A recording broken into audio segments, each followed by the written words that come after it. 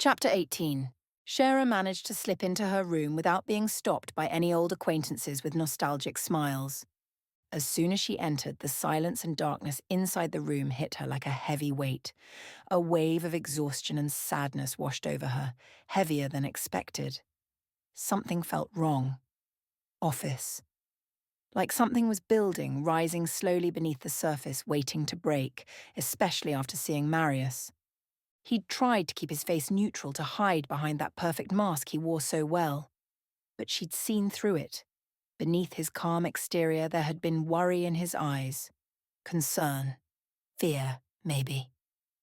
Another troubling sign was the increase in the number of guardians sent ahead of the council, a presence too large to be routine. The nest's hunters alone should have sufficed. Why the extra layers of protection? Didn't Marius trust Craven anymore? Or was there something else, something far worse, about to unfold? The questions spiraled through her mind, tangling and tightening until it was too much to bear. She turned and headed straight for the bathroom, peeling off her clothes with the weight of the day clinging to her. The shower had always been her ritual, her reset. Water streamed over her body in sheets, drumming rhythmically against her skin. Though she couldn't feel the temperature, the pressure grounded her. Her eyes closed.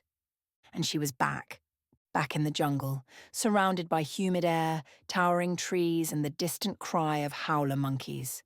Back beneath the waterfall where she used to sit for hours, letting the icy current pummel her into stillness. It wasn't about comfort, it was about surrender. Weakness had been a luxury she allowed herself there, beneath that crushing stream. Her mother's voice would always eventually cut through the roar. Commanding, stern, pulling her back. Shara had loved her, fiercely, but even as a child she'd known her mother was different from the other women in the tribe. People bowed their heads in front of her, never questioned her. She didn't laugh like the others. She didn't play. Her beauty had a severity to it, and her voice had weight. Only later had Shara learned why. "I'm a vampire," her mother had confessed, her tone calm, as if stating the time of day. "And one day, you will be too." At first, Shara thought it was just a story, a myth, something spiritual maybe. But then came the night of the festival, the end of the rainy season. Music, dancing, firelight painting warm tones on happy faces. And then, the nausea. It hit her like a wave. The food she'd eaten twisted in her gut.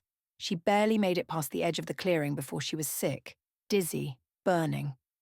Her vision blurred and the trees swayed. Her mother followed her, said nothing at first. Then, "It's time." Shira clenched the memory like a splinter. The panic she'd felt was raw and choking. Her mother's certainty had made it worse. She hadn't been ready, hadn't even believed it. The next 3 days blurred into a torment of transformation. Her skin prickled, her muscles ached and spasmed, her senses exploded, every whisper too loud, every scent overwhelming. She craved darkness, retreating into her hut like an injured animal, and the smell of blood, gods, it had been unbearable.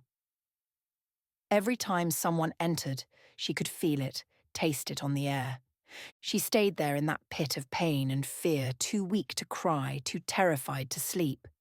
Her mother came and went, spoke to her in quiet tones, pressed something sweet against her lips. Once another voice had joined hers. "Drink," it said. She didn't remember who said it, only that her thirst was maddening. So she drank. The liquid had been thick, warm, unnervingly sweet. It coated her throat and sank into her. Then darkness followed, a sleep so deep it felt like death. She woke up in silence. Her body felt wrong, heavy and different. Her jaw ached. She reached up, opened her mouth slowly and ran her tongue over her teeth. They were there. Fangs. She'd been changed. The first thing she did was crawl toward the windows now covered with curtains woven out of palm fibers to keep the light out.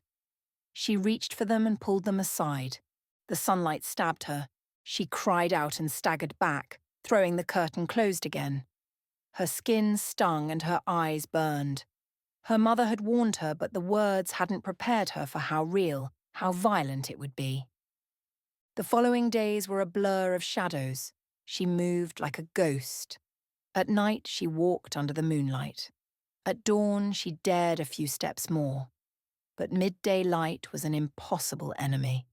It took weeks before she could stand beneath it without shielding her eyes, without flinching. But it wasn't the sun that had driven her away. It was everything else. The tribe had shifted, or perhaps she had. She walked the same paths she always had, but they felt hollow. The waterfall no longer gave her peace. The river felt too still. She could smell everything, hear every heartbeat. The jungle was too loud now. And the people looked at her differently. They saw her the way they saw her mother. Reverence had replaced warmth. Respect had replaced love. No one laughed around her anymore. No one touched her shoulder in passing. Even the children kept their distance. She didn't want that kind of power. She didn't want to be her mother. So she left. Her mother hadn't argued, hadn't tried to stop her. She'd simply looked at her daughter one last time with something like pride and maybe a little sadness. Shera had stepped out of the jungle and into the human world.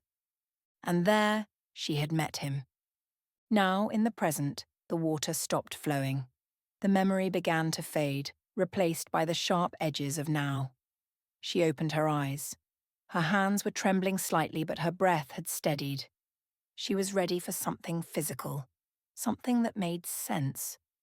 She stepped out, dried herself briskly, and threw on fresh clothes.